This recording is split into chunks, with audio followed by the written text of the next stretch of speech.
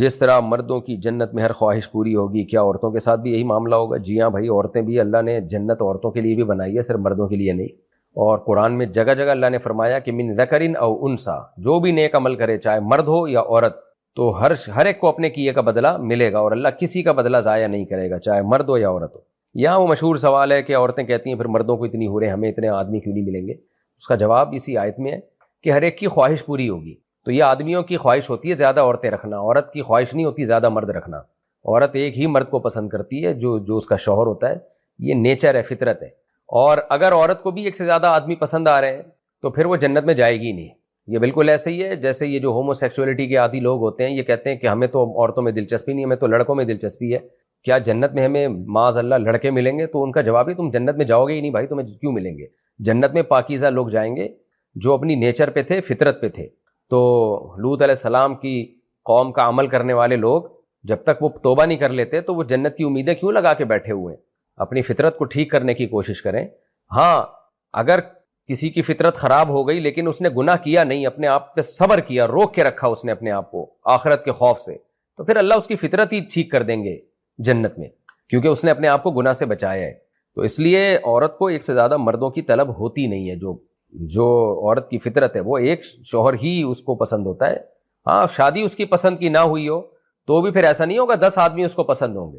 اگر اس کی پسند کی شادی نہیں ہوئی ہے، اس پہ زبردستی کر کے اس کی زبردستی شادی کرا دی گئی، تو زیادہ سے زیادہ یہ ہوگا کہ اس کو اپنا شوہر پسند نہیں ہوگا اور کسی اور سے عشق ہوگا جہاں وہ شادی کرنا چاہتی تھی۔ لیکن ہوتا ایک ہی، عورت کو ایک ہی آدمی چاہیے ہوتا ہے جو عورت کی نیچر ہے، لیکن وہ چاہتی ہے کہ وہ میری پسند کا۔ یہ تو ٹھیک ہے، ہر عورت یہ چاہتی ہے مجھے میری پسند کا آدمی ملے، لیکن کرتی وہ ایک ہی سے محبت ہے۔ تو مردوں میں یہ ٹھرک ہے کہ وہ جو ہے وہ زیادہ عورتیں چاہیے ان کو، اور اگر وہ نہیں ملیں تو ان کو برائی میں جانے کا بہت زیادہ خطرہ ہوتا ہے۔ اب تو لبرل عورتوں نے بھی یہ بات ماننا شروع کر دی ہے، جب سے میڈیکل سائنس عام ہوئی ہے اور میڈیا بہت عام ہو گیا ہے، تو اب تو الحمدللہ یہ جو لبرل انٹیاں ہیں لیکن ڈاکٹر ہیں، وہ بھی یہ ماننا انہوں نے بھی شروع کر دیا ہے، کیونکہ میڈیکل سائنس پڑھی ہے نا انہوں نے کہ مردوں میں جو اللہ نے ڈیزائرز رکھی ہیں، فطرت نے ڈیزائرز رکھی ہیں، وہ عورت سے زیادہ نہیں بلکہ بہت زیادہ رکھی ہے۔ تو اس لیے مرد کو یہ آرڈر دینا کہ وہ ایک ہی عورت پہ گزارا کرے اور کہیں اور نہ جائے، وہ عورتیں خود اس بات کو مانتی ہیں کہ بھائی پھر وہ ادھر ادھر غلط طرف جائے گا۔ بہت ہی کم مرد ہوتے ہیں جو اپنے آپ کو بہت زیادہ روک کے رکھ لیں۔ یورپ امریکہ میں دیکھیں نا آپ، مرد شادی ایک ہی کرتے ہیں لیکن آپ دیکھو منہ اتنی عورتوں سے کالا کرتے ہیں کہ آپ کی سوچ ہوگی۔ مجھے خود غیر مسلم نے بتایا یہیں پاکستان میں نے کہا کہ آپ ایک بیوی پر ساری زندگی گزارا کرتے ہو؟ اس نے کہا نہیں، کہہ رہے ہم ادھر ادھر بہت منہ مارتے ہیں۔ اس نے خود یہ کہا، میں نہیں کہہ رہا سارے غیر مسلم ایسے ہوتے ہیں، کسی پہ میں الزام نہیں لگا رہا، لیکن جب آپ فطرت سے بغاوت کرتے ہو تو اس کے سائیڈ ایفیکٹ سامنے آتے ہیں۔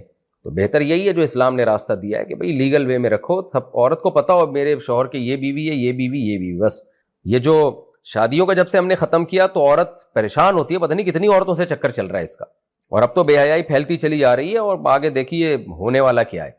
تو اس لیے بہتر یہی ہے کہ جو بات اسلام نے بتائی ہے اس کو ایکسیپٹ کر لیا جائے۔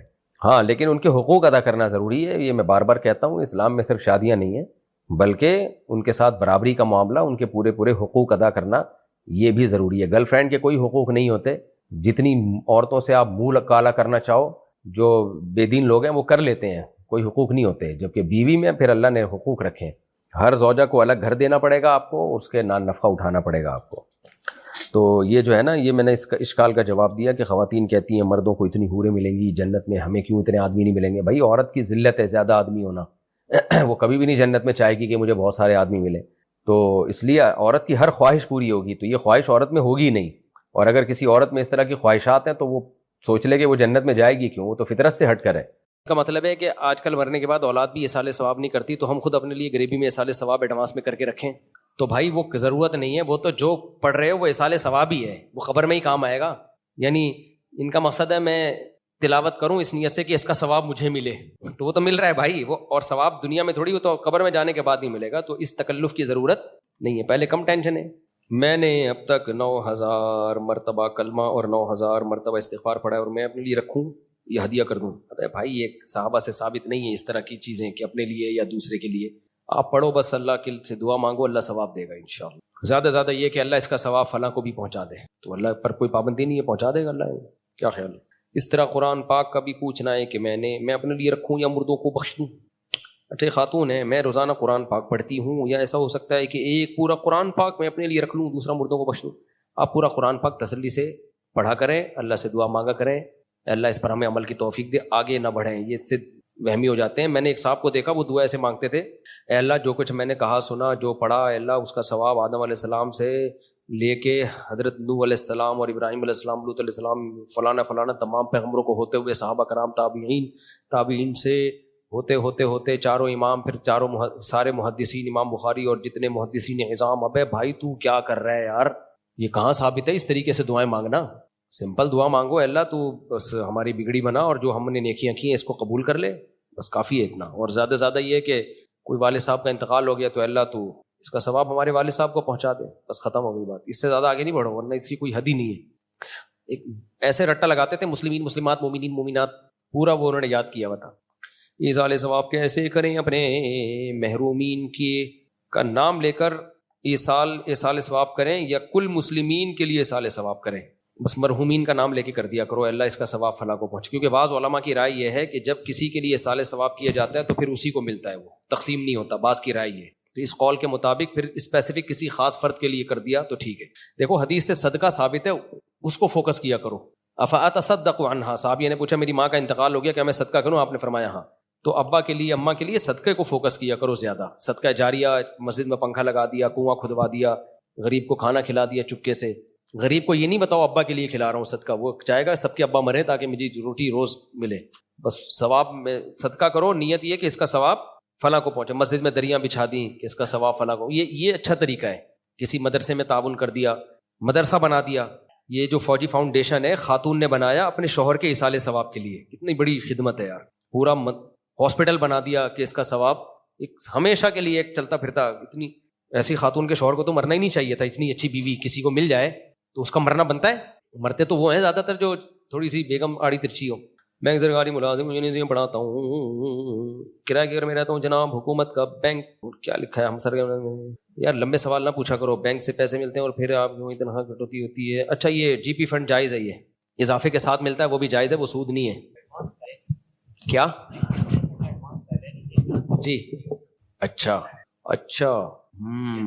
نہیں، یہ تو جائز نہیں ہے، کیونکہ وہ آپ کو ایڈوانس جو ابھی سیلری کا ٹائم آیا نہیں اس نے دے دی، یہ تو لون دے دیا اس نے اور اس پہ زیادہ کاٹ رہا ہے تو یہ سود ہے۔ اگر ایڈوانس سیلری ہے تو کٹوتی کس بات کی ہو؟ اچھا ایڈوانس میں کم سیلری ہے پھر جائز ہے، وہ کٹوتی نہیں ہے اصل میں، وہ سیلری ہی کم دے رہے ہیں۔ یہ ایسے ہی ہے جیسے قسطوں کے کاروبار میں کیش پہ قیمت کم ہوتی ہے، قسطوں پہ زیادہ ہوتی ہے، لیکن اسی وقت طے ہو جاتا ہے۔ ہاں پھر تو اشکال نہیں ہونا چاہیے اس پہ۔ پھر بھی میں وہ ان کے ورڈ یوز کرنے سے کچھ نہیں ہوتا۔ زمزم کو شراب کہنے سے شراب نہیں بن جاتی، شراب کو زمزم کہنے سے وہ زمزم نہیں بن جاتی۔ بخاری شریف و مسلم شریف کو صحیحین کیوں کہتے ہیں؟ اس لیے کہ ان کی تمام حدیثیں صحیح ہیں، امت کا اس پر اجماع ہے۔ اچھا دیکھو یہ ایک اہم بات ہے، حدیث کے صحیح ہونے کا مطلب الگ ہے، قابل قبول ہونا ایک الگ چیز ہے۔ ہمارے اہل حدیث حضرات کا اصول یہ ہے کہ حدیث جب بھی صحیح ہوگی تو بس اس پر عمل کیا جائے گا، لیکن امام ابو حنیفہ کا یہ اصول نہیں ہے۔ تبھی بہت سی چیزوں میں اہل حدیثوں کا حنفیوں سے اختلاف ہوتا ہے۔ امام ابو حنیفہ کا اصول یہ کہ حدیث صحیح ہوگی اس کو لیا جائے گا بشرطے کہ قرآن کے خلاف نہ ہو، حدیث مشہور کے خلاف نہ ہو، حدیث متواتر کے خلاف نہ ہو۔ اگر قرآن کے خلاف جا رہی ہے تو قرآن لیا جائے گا، حدیث کو ترک کر دیا جائے گا۔ اگر وہ حدیث مشہور کے خلاف جا رہی ہے تو حدیث مشہور کو لیا جائے گا، غیر مشہور کو چاہے وہ بخاری ہی کی کیوں نہ ہو ترک کر دیا جائے گا۔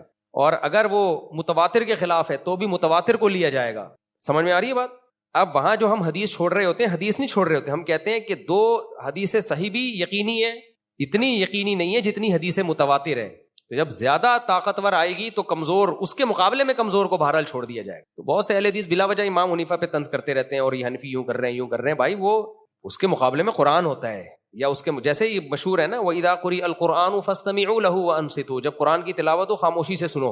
یہ تو قرآن اور یہ آیت نازل ہی خطبے اور نماز کے بارے میں نازل ہوئی ہے، اس لیے امام صاحب نے کہا جب امام تلاوت کر رہا ہوگا تو پھر تو کوئی صورت ہی نہیں بنتی سورہ فاتحہ پڑھنے کی، امام خاموش ہو تو پھر اس میں حنفیہ کے دونوں قول ہیں کہ مقتدی پڑھے گا یا نہیں پڑھے گا، دونوں قول ملتے ہیں۔ راجح یہی ہے کہ اس میں بھی نہ پڑھے، کیونکہ دوسری حدیث ہے من کان لہ امام فقراءۃ الامام لہ قراءۃ، اس حدیث کو فوکس کیا۔ بہرحال وہ ایک الگ ٹاپک ہے، لیکن بہت ساری حدیثوں کو اس لیے چھوڑا کہ وہ قرآن کے مخالف جا رہی تھیں۔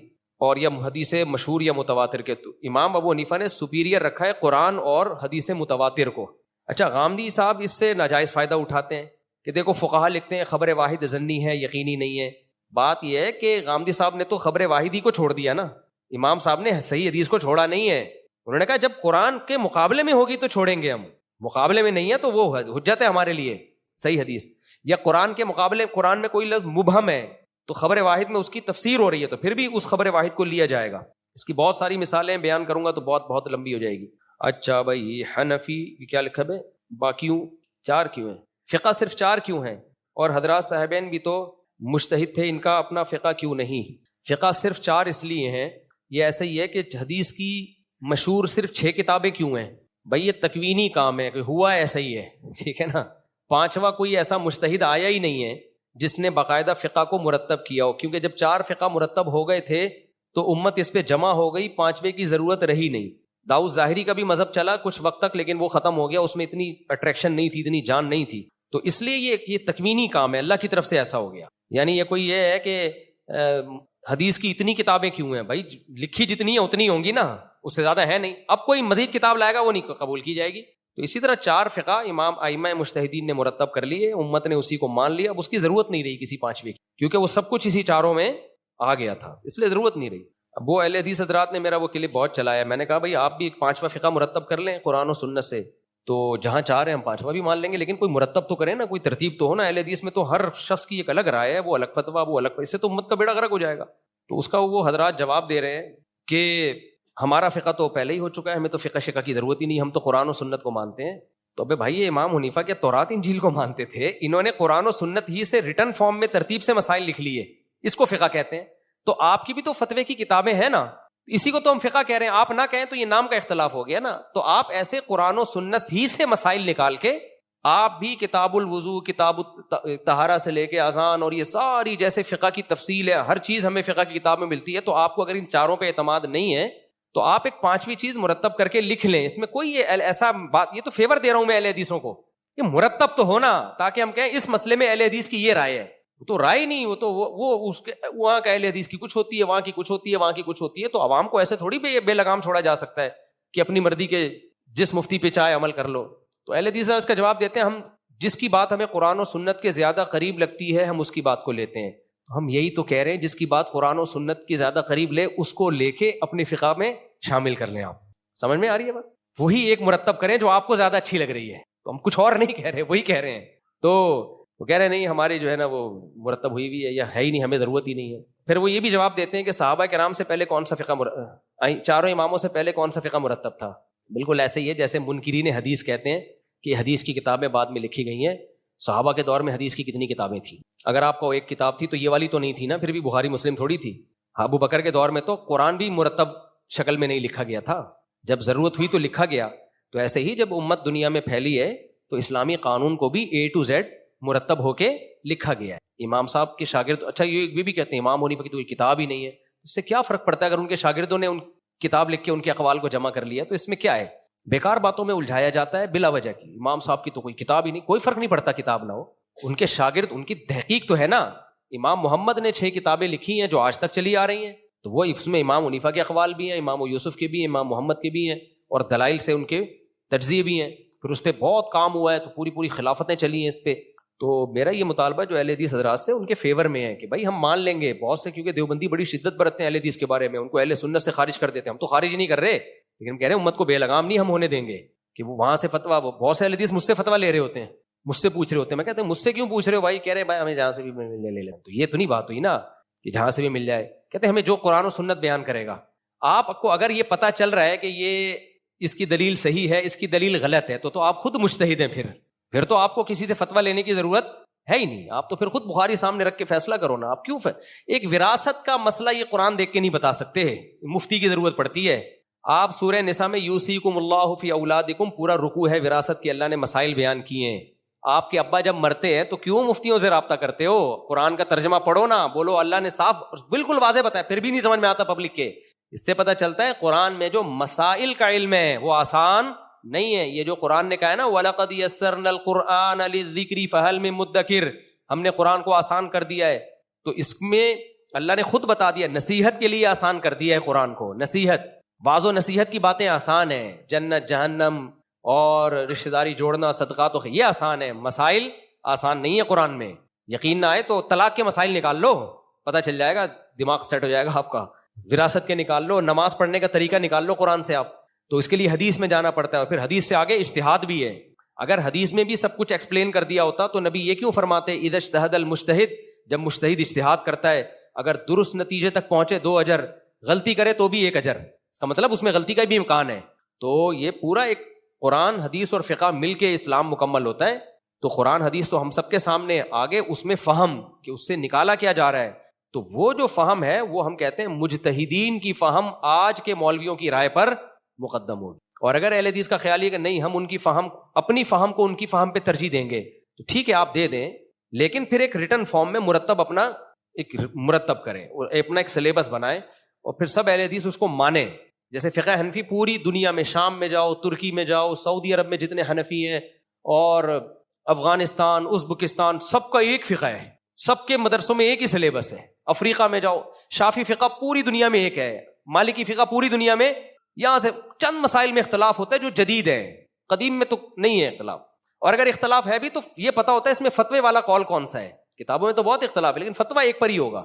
لیکن اہل حدیث حضرات میں ہر آدمی مجتہد بنا ہوا ہے. وہ 3 سال پڑھ کے, ابھی میں افریقہ گیا 8 سال وہاں پڑھا رہے ہیں, تو وہاں بھی کچھ اہل حدیث کے مدرسے ہیں جو اہل حدیث کی نہیں کہتے اپنے آپ کو, وہ وہیں کے کچھ الگ ہی چیزیں ہیں, وہ بھی ڈائریکٹ کہتے ہیں وہ 3 سال میں مجتہد بنا رہے ہیں. وہ صحیح ہے نا, ہمارا 8 سال میں مجتہد نہیں بن رہا, وہ فقہ کا پابند ہے, اور وہ 3 سال میں مجتہدین بن رہے ہیں. تو ہر شخص ایک راکٹ بنا ہوا ہے, ہر شخص ایک بم بنا ہوا ہے, کسی بھی وقت کچھ بھی فتویٰ دے سکتا ہے. وہ یہ اسلام کا نقصان ہوگا. تو اہل حدیث میں جو علماء ہیں جو یہ سمجھتے ہیں کہ ہمارے اندر اجتہاد کی صلاحیت ہے, ہمیں کسی کی اتباع نہیں کرنی ہے, تو نہ کریں. وہ آپ اگر سمجھتے ہیں, پبلک کو آپ وہ راستہ بتائیں جس میں امت کا اتحاد. پبلک کو آپ یہ بتائیں بھائی میری رائے تو یہ ہے, لیکن چونکہ اس میں مجتہدین کی رائے کچھ اور ہے, تو قرآن و سنت تو انہوں نے بھی سمجھا, میں نے بھی سمجھا, میری رائے یہ ہے. اب اگر آپ کو مجتہدین کی رائے صحیح لگتی ہے آپ اس کو فالو کرو. تو میں تو یہی کہوں گا بھائی, میں تو اپنی رائے پہ بھی مجتہدین کی رائے کو ترجیح دیتا ہوں. پھر اہل حدیث کہتے ہیں ہم اپنی رائے نہیں لیتے, ہم سلف کی رائے کو لیتے ہیں. ہم قرآن و سنت میں اپنی نہیں, اسلاف کی رائے کو لیتے ہیں. یہ بھی غلط ہے. اسلاف کی رائے کو سب سے زیادہ ان 4 اماموں نے فالو کیا. اگر آپ اسلاف کی رائے کو لے رہے ہوتے تو پھر آپ عورتوں کی سمٹ کے نماز کے قائل ہوتے, مردوں کی طرح نماز کے قائل نہیں ہوتے, کیونکہ اسلاف عورتوں کے سمٹ کے نماز کے قائل تھے. اگر آپ اسلاف کی رائے کو آپ لے رہے ہوتے تو آپ 20 رکعت تراویح کے قائل ہوتے. 20 کے قائل نہ بھی ہوتے تو کم سے کم 16 کے قائل ہوتے آپ, کیونکہ اسلاف میں ہمیں 8 رکعت تراویح پڑھنے والے لوگ نہیں ملتے. اسلاف نے اس کو تراویح کا نام دیا اس لیے کہ 8 تھی نہیں, کیونکہ تراویح کا لفظ 8 رکعتوں پہ بیٹھتا ہی نہیں ہے. اگر آپ اسلاف کو پہ چلتے تو آپ 3 طلاق کو 1 نہ کہتے. میں نے اس پہ کتنی دفعہ کلپ ریکارڈ کروایا بھائی, 3 طلاق کو 1 کہنا اسلاف میں کسی کا مذہب نہیں ہے. اس پہ ایک بریلوی عالم نے میرے خلاف کلپ کہا کہ فلاں کا بھی رائے ہے, فلاں کی بھی رائے ہے, فلاں کی بھی صحابی کا فتویٰ ہے 3 1 ہوتی ہیں. تو اتنے کمنٹس میرے خلاف نیگیٹو کہ مفتی صاحب نا پھینکنے کے ماہر ہیں, اتنی بڑی بات کر دی, حالانکہ انہوں نے تو اتنے حوالے دیے. بھائی انہوں نے نام بتائے ہیں, کوئی سند نہیں پیش کی ہے. میں بھی کہہ دوں عبداللہ بن مسعود 3 کو 1 کہتے تھے, عبداللہ بن عباس 3 کو 1 کہتے تھے, حضرت اکرمہ 3 کو 1 کہتے تھے, فلاں 3 کو 1. لوگ کہیں گے ابے اتنے حوالے دے دیے. ابے سند تو دکھاؤ کہاں ہے, یہ کس نے لکھا ہے اور اس کا ریفرنس کیا ہے. کوئی ریفرنس نہیں ہے. کوئی بھی کہتا ہے نا ابن عباس 3 کو 1 کہتے تھے یا فلاں 3 کو, کہیں بھی نہیں ہے. کوئی سند دکھا دے. ضعیف سند کیا, سند ہی نہیں ہے سرے سے. صحیح ہے نا, ایسی ہوائی باتیں ہیں. تو دعویٰ کرنا آسان ہوتا ہے, باتیں کرنے پر گورنمنٹ کی طرف سے کوئی پابندی نہیں ہوتی. لا يعجبنك من خطیب خطبۃ حتى يكون مع الكلام دلیل. شاعر نے کہا ہے کہ کسی خطیب کا خطبہ, اس کا اسٹائل تمہیں دھوکے میں نہ ڈالے جب تک کہ اس کے اپنے دعوے پر اپنی بات کے ساتھ دلیل پیش نہ کر دے. تو وہ دلیلیں دے رہے ہوتے ہیں, فلاں دیوبندی نے بھی لکھا 3 1 ہوتی ہیں, اور فلاں صحابی کا بھی رائے تھی, اور فلاں محمد بن اسحاق کی بھی رائے تھی کہ 3 1 ہوتی. محمد بن اسحاق امام کب سے ہو گیا فقہ کا بھائی؟ وہ تو ایک راوی ہے, مورخ ہے محمد بن اسحاق, جس کے بارے میں بڑا اختلاف ہے کہ وہ ثقہ تھا بھی یا نہیں تھا. تو اگر اس نے 3 کو 1 کہہ دیا تو وہ تو عام لوگوں کی طرح کا ایک شخص ہے. وہ تھوڑی اتنی بری, مورخین کی ایسی ویلیو تھوڑی ہوتی ہے. امام احمد حنبل کہتے ہیں محمد بن اسحاق کی حدیث احکام میں حجت ہی نہیں ہے. تو جس کی حدیث فقہی مسائل میں حجت نہ ہو, اس کو آپ نے امام کیسے بنا دیا؟ عوام دیکھ رہی ہوتی ہے فلاں بن فلان کی بھی یہی رائے ہے, فلاں بھی, تو بھائی وہ اتنی بڑی چیز نہیں ہے کہ ان کی رائے کو کوئی ویلیو دی جائے. تو اس لیے دعوے ہی دعوے ہیں, کوئی بات ہے نہیں. اچھا میرے بھائی مفتی صاحب، آپ شادیوں اور فطرت میں ترغیب دیتے ہیں، مگر بہت سے بزرگوں اور اسکالرس کہہ رہے تھے کہ شادیوں اور لذت سکون میں پڑھنے کے بجائے جو لوگ اللہ کی رضا، جہاد وغیرہ کے لیے ہر وقت تیار رہتے ہیں اور زندگی سے پیار نہیں کرتے تو وہی لوگ کام کرتے ہیں. تو یہ سن کر سمجھ نہیں آتا کہ کیا کرنا ہے، کیا درست ہے. میرا کھوپڑا گھوم جاتا ہے، احساس کمتری ہونے لگتی ہے. ان کا کہنا یہ ہے کہ آپ شادیوں کی ترغیب دیتے ہو، بچے پیدا کرو، شادیاں کرو، نیچر والی زندگی گزارو. بعض علماء کہتے ہیں کہ پھر دین کے کام کا نہیں رہے گا، آدمی جہاد میں جاؤ، یہ کرو وہ کرو. بھائی صاحب، یہ صحابہ جہاد بھی کرتے تھے، دے دنا دن شادیاں بھی کرتے تھے. نبی سے زیادہ کسی نے دین کا کام کیا ہے؟ 9 بیویاں ایٹ اے ٹائم رکھی ہیں. کیونکہ دین، شادیاں چھوڑ کے دین کرنا یہ رہبانیت ہے. یہ کیا ہے؟ یہ پادریوں کا فلسفہ ہے. پادریوں کے ہاں ایک بھی شادی نہیں ہوتی تھی، دین کے لیے وقف کرو. پھر اس کے جو سائڈ افیکٹ سامنے آنا شروع ہوئے تو اب انہوں نے کہا کہ شادی کر لے، اس سے تو بہرحال بہتر ہے جو تو کر رہا ہے نا، یہ کر لے. انہوں نے اجازت دے دی ہے. سارے پادری نہیں، کچھ پادری ایسے غلط ہوتے ہیں. وجہ اس کی یہ کہ اسلام سب چیزوں کو فوکس کرتا ہے، سب چیزوں کو فوکس کرتا ہے. تو اسلام نے دین کے کام کے ساتھ ساتھ شادیاں کرنے کا حکم اس لیے دیا ہے. پہلی بات، جہاد میں تو سب سے زیادہ ضرورت ہے شادیوں کی، کیونکہ جہاد میں سب سے زیادہ مجاہدین شہید ہوتے ہیں. اگر بعد والے مجاہدین شادیاں نہ کریں تو ان بیواؤں کا کیا ہوگا؟ ان کے لیے ٹرسٹ بنیں گے، سارا چندہ جو جہاد میں خرچ ہونا تھا بیواؤں کی کفالت میں خرچ ہو. پھر ان کی عزتیں کیسے؟ تبھی صحابہ کے دور میں ایسے بھی ہوا ہے، ایک جنگ میں 10,000 مجاہدین شہید ہوئے ہیں، ان کی بیواؤں کا مسئلہ کبھی کھڑا نہیں ہوا. فوراً ایک ایک نے 2-2 3-3 کر کے ان کو نمٹا دیا. وہ شہید ہوا، تیسرے نے کر لی. ہماری سوسائٹی میں ایک بندہ مر گیا نا، اس کی بیوہ کا بیڑا غرق. تو جہاد میں تو زیادہ ضرورت ہے شادیاں کرنے کی، ٹھیک ہے نا، تاکہ ان بیواؤں کو ٹھکانہ ملے. اور دوسری بات یہ کہ اسلام چونکہ سب کو دیکھ کے حکم بناتا ہے، اسلام کوئی 2 باتیں اور ہیں. نمبر 1، بیواؤں کا ٹھکانہ کیا ہوگا؟ عورتیں بھی تو پیدا ہو رہی ہیں نا. اگر آپ دین کے کام میں لگ گئے، مثال کے طور پر آپ نے کہا میں بد نظری کے خلاف بیانات کروں گا، زنا کو سوسائٹی سے ختم کروں گا، میں فل جت جاؤں گا، اس میں شادیاں وادیاں نہیں کروں گا میں، تو آپ کتنا ہی بیان کر رہے ہوگے نا. جب لڑکیوں کی طلاق ہوگی، بیوہ ہوں گی، وہ خود زنا پہ مجبور ہوں گی. آپ نے یہ ایسے ہے جیسے میں چوری کی روٹی کے خلاف بیان کروں گا، کھانا نہیں کھانے دوں گا، تاکہ میں پورا بیان چوری کی روٹی کے خلاف میرا بیان جائے. دوبارہ مثال سمجھاتا ہوں. مجھے کسی نے کہا مفتی صاحب تندوروں سے روٹیاں بہت چوری ہو رہی ہیں، لوگ کھانا نہاری چوری کر کے بھاگ جاتے ہیں، لہذا آپ اس پہ بیان کرو کہ روٹیاں لوگ چوری نہ کریں. میں نے کہا ٹھیک ہے، میں اب شادیاں نہیں کروں گا، قوم کو چوری سے توبہ کرواؤں گا. میں سارا بیان میں کس پہ کروں گا؟ کہ روٹی چوری نہیں کرو. اور اب میں کھانا پینا بھی چھوڑ دوں گا، کیونکہ کھانے پینے میں جو ٹائم لگتا وہ ٹائم بھی میں بیان میں لگاؤں گا چوری کے خلاف، کہ روٹی چوری نہ کرو. نتیجہ کیا نکلے گا؟ جب مجھے بھوک لگنا شروع ہوئی، کیونکہ میں بھی آدمی ہوں، میرا بھی پیٹ ہے، سب سے پہلے خطرہ یہ کہ میں جو بیان کر رہا ہوں نا وہ خود ہی چوری میں پڑے گا. ایک دن دل برداشتہ ہو جائے گا، یار برداشت سے باہر ہو گیا، چوری کر کھا روٹی. اور جن کو میں بیان کر رہا ہوں نا چوری نہیں کرو، ان کو بھی میں نے منع کیا، کھانا کھانے میں نہیں لگنا، روٹیاں خریدنا، لائن میں لگنا، یہ ٹائم ویسٹ. سارا فوکس دین کی خدمت میں لگاؤ، چوری کو سوسائٹی سے ختم کرو. خدا کی قسم وہ خود چور بن جائیں گے تھوڑے دنوں میں، کیونکہ بھوک ختم نہیں ہو سکتی. تو اب دین کی خدمت میں زنا ختم کرنا ہے یا نہیں ہے؟ تو میں نے کیا کیا، زنا کو فوکس بنایا کہ میں زنا سوسائٹی سے ختم کروں گا. اب میں نے دیکھا یار میرا ایک شاگرد نے شادی کر لی ہے، اب وہ زنا کے خلاف تو بیان زیادہ کر نہیں رہا. پہلے 1 گھنٹہ بیان کرتا، آدھے گھنٹے بعد گھر سے فون آ جاتے انڈے لیتے ہوئے آئیے گا. میں نے کہا تو طلاق دے، اکیلا زندگی گزار. کیا وہ خود زنا میں پڑے گا کہ نہیں پڑے گا؟ تو یہ آپ کی بنایا ہوا فلسفہ ہے کہ ہم دین کی خدمت کریں گے، شادیاں نہیں کریں گے. بھائی شادیاں کرنے سے سوسائٹی میں جرائم کم ہوتے ہیں، زنا ختم ہوتا ہے، چوریاں کرپشن کم ہوتی ہیں، ڈرگس، کیونکہ خاندان بنتا ہے تو بہت ساری چیزوں سے ایک دوسرے کو روکتا ہے. تو اسلام کو پتا ہے کہ شادیاں کرنے سے دین کی خدمت زیادہ ہوگی. دیکھنے میں لگ رہا ہوگا خدمت نہیں ہو رہی ہے، لیکن پریکٹیکلی ہو رہی ہوگی، سوسائٹی سے جرائم ختم ہو رہے ہوں گے.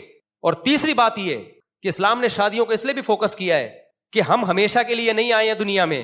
ہم روز بروز ہماری عمر بڑھتی جا رہی ہے، بوڑھے ہو کے قبر میں پہنچنے ہیں. اسلام کہہ رہا ہے آپ جتنی بھی دین کی خدمت کر لو، نئی نسل نے آنا ہے، تو آپ کی نسل آئے گی، وہ آپ کے مذہب پر، آپ کے عقیدے پر ہوگی.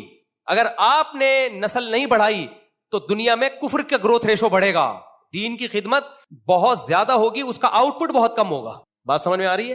دین کی خدمت میں آپ کی محنت بہت ہوگی، آؤٹ پٹ کیا ہوگا؟ اگلی نسل میں بہت کم ہوگا. اور اگر آپ نے گروتھ ریشو بڑھا دیا، محنت آپ کی دین کے لیے کم ہوگی، آؤٹ پٹ بہت. ابھی مجھے ایک بات بتاؤ، اتنے سارے لوگ جو ہم مسلمان ہیں، پاکستان میں کتنی آبادی ہے؟ بس یہ بات کر کے بیان ختم کر رہا ہوں. 24 کروڑ. ان میں سے کتنے کروڑ مسلمان ہوں گے؟ 20 کروڑ تو مرے سے مرے ہوں گے ہی نا. تو یہ 20 کروڑ مسلمان کیا یہ کنورٹڈ ہیں؟ کہ پتہ ہے کیوں ہے؟ ہمارے ماں باپ نے شادیاں کی اور بچے پیدا کی، یہ اس لیے. سمجھ رہے ہو؟ اگر وہ اتنی نسل نہ بڑھاتے، دین کی خدمت میں لگے رہتے، آج ہم 10 کروڑ ہوتے ہیں. اور غیر مسلم اور مسلم کا ریشو کچھ وقت کے بعد جا کے برابر ہو جاتا. تو اسلام چاہتا ہے ریشو کس کا زیادہ رہے, کیونکہ آبادی میں جس کا ریشو زیادہ ہوگا کلچر اسی کا چلے گا. آبادی ایک بہت بڑی پاور ہے, تبھی تو سیاستدان لوگ اپنے لوگوں کو بڑھانے کی کوشش کر رہے ہوتے ہیں, سمجھ رہے ہو نا. ووٹ بینک کراچی میں گورنمنٹ نے کہا کہ یہاں 1.5 کروڑ لوگ ہیں, پورا کراچی چیخ اٹھانا, اب ہم لوگ 3.5 کروڑ ہیں, تم جھوٹ کیوں بول رہے ہو 1.5 کروڑ ہیں. تو کراچی والے کیوں بتا رہے ہیں کہ ہماری آبادی زیادہ ہے؟ بھائی آبادی زیادہ ہوگی تو ہمیں مانا جائے گا کہ ان کے حقوق بھی کیا ہیں, زیادہ ہیں, ان کی پاور بھی کیا ہے, زیادہ ہے. تو یہ دنیا اس پہ آئی ہے, ہمارے والے چونکہ دم ہلانے والے ہیں, ان کو پتہ ہی نہیں دنیا میں ہو کیا رہا ہے. تو اس لیے اسلام نے یہ بھی کہا ہے کہ بھائی تم مر جاؤ گے تو آگے بھی نسل ہوگی تمہاری, تو کل میرے باپ شادی نہ کرتا, اولاد نہ ہوتی, میں تھوڑی دن کی خدمت کر رہا ہوتا, میں تو 30 نمبر پہ پیدا ہوا ہوں. ہاں 30 نمبر پہ. تو 2 بچوں کے بعد اگر میرے والد کی اولاد نہ ہوتی تو میں تو نہیں آتا. اور میرے والد صاحب دین کی پوری فوکس کر کے نا کہ 2 بچے ہی اچھے دین کی خدمت کرو. والد صاحب کے دنیا سے جاتے ہی وہ دین کی خدمت بھی کیا ہو جانی تھی, ختم. میرے والد صاحب نے تھوڑی خدمت کی, تبلیغ میں وقت لگایا, اتنے بچے ہوئے, ایک کو عالم بنا دیا. تو اب رزلٹ کے اعتبار سے خدمت کم ہو رہی ہے, زیادہ ہو رہی ہے. تو بھائی کام تو لوگ کرتے ہیں, تو لوگ مارکیٹ میں آئیں گے تو کام ہوگا, گروتھ ریشو کم ہوگا تو کام ہی نہیں ہوگا. ورک کی ڈیفینیشن کیا ہے؟ ورک جو نیچر کام کر رہی ہوتی ہے نا اس کو ورک نہیں کہا جاتا. ورک جو بندے کام کر رہے ہوتے ہیں اس کو ورک کہا جاتا ہے, سمجھتے ہو. تو ورک زیادہ ہوگا تو فیکٹریوں کے پہیے بھی گھومیں گے, اور ورک کرنے والے گدھے گھوڑے ہوتے ہیں, انسان ہوتے ہیں. انسان ہوتے ہیں تو وہ گدھے گھوڑوں کو بھی صحیح استعمال کرتے ہیں. اگر انسان نہ ہو تو گدھے بھی اپنی مرضی سے جا رہے ہوتے ہیں. میں نے جنگل کے گدھے دیکھے ہیں, زیبرا جس کو کہا جاتا ہے, اتنے آرگنائز گدھے ہیں یار. چلو پھر یہ کبھی ڈیٹیل بتائیں گے. یہ بہت لمبا سوال ہے, یہ آپ جمع کرا دیں, میں تسلی سے پڑھوں گا اس کو, پھر آپ زبان سے بتا دیں. ہاں بلیاں رکھی ہوئی ہیں, نہیں بچے پر باپ کی اطاعت لازم ہے, اس کو چاہیے نکالے گھر سے. نہیں بچہ غلط کر رہا ہے, اگر ابا کو گھر میں بلیاں پسند نہیں ہے تو بچے پر لازم ہے کہ وہ گھر سے باہر نکال, بچے سمیت بلیوں کو گھر سے باہر نکال دیں. تھیلے میں بچہ بھی ڈالیں, بلیاں بھی ڈالیں, ان کو کہیں پہاڑ پہ رکھ کے آ جائیں. اب تو پھر تو ہم پولیس کا کیس, میں کیا کر سکتا ہوں, بچہ آپ کا ہے. نہیں اس کو میرے پاس لے آئے, میں اس کو سمجھاؤں گا. تھیلے میں ڈال کے بلیوں کے ساتھ ہی لے آئیں. دیکھیں اب جب باپ کا بھی فون نہیں اٹھا رہا تو میرا تو بچہ ہی نہیں ہے, جب باپ کی نہیں سن رہا تو میری کہاں سے سنے گا نا. میں دعا کرتا ہوں اللہ اس کو ہدایت عطا فرمائے. ہاں اچھا, یہ بڑا اہم سوال ہے. کہہ رہے ہیں اگر مسلمان برحق ہیں تو پوری دنیا میں عیسائیت زیادہ کیوں ہے؟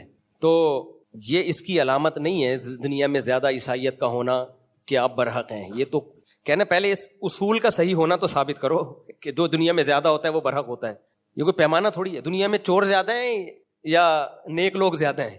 دیکھو کتنے ملکوں میں لائٹ چلی جاتی ہے نا جن کو ہم بڑا نیک سمجھتے ہیں, دنا دن چوریاں شروع ہوتی. شرابی زیادہ ہیں یا شراب سے بچنے والے زیادہ ہیں؟ آپ مجھے بات بتاؤ. شرابی زیادہ ہیں. اگر پورا دنیا کا ریشو نکالو, غیر مسلموں کو بھی اس میں شامل, تو کیا شراب صحیح ہے؟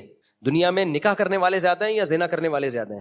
اب زنا کرنے والے زیادہ ہو گئے ہیں. کیا زنا کرنا ٹھیک ہے؟ تو یہ کوئی دلیل ہے ہی نہیں. اور دوسری بات, عیسائیت دنیا میں زیادہ ہے لیکن پریکٹسنگ عیسائی دنیا میں 4-6 بچے ہوں گے. صرف اتنے عیسائی ہیں کہ ہم یعنی کرسچن ماں باپ کے یہاں پیدا ہوئے ہیں, منہ سے بولتے بھی نہیں اپنے آپ کو عیسائی, چرچ کبھی زندگی میں بھی نہیں گئے. مسلمان عیسائیت کے بعد دوسرا بڑا مذہب ہے لیکن 99% پریکٹسنگ ہے. میں نہیں کہہ رہا 100% اسلام کو فالو کرتے ہیں, لیکن میجر حکام میں فالو کرتے ہیں. ہماری جمعے کے دن مسجدیں دنا دن بھری ہوئی ہوتی ہیں. رمضان آتا ہے پوری دنیا کو پتہ چلتا ہے رمضان آ گیا ان کا. عیسائیوں کا رمضان پتہ چلتا ہے کبھی کب روزے آئے کب گئے. تو ہمارا تو پورا سیٹ اپ پوری دنیا میں جہاں بھی جاؤ, جس مسجد میں امریکہ کینیڈا میں نماز پڑھی کہنے چرچ تھا, عیسائیوں نے ہمیں بیچ دیا کہ بندہ ہی نہیں آتا کوئی. تو پریکٹس کون کر رہا ہے؟ تو آپ یہ سوال ان پہ گھما دیں کہ پوری دنیا میں فالو سب سے زیادہ محمد صلی اللہ علیہ وسلم کو کیا جاتا ہے یا کرسچینٹی کو کیا جاتا ہے؟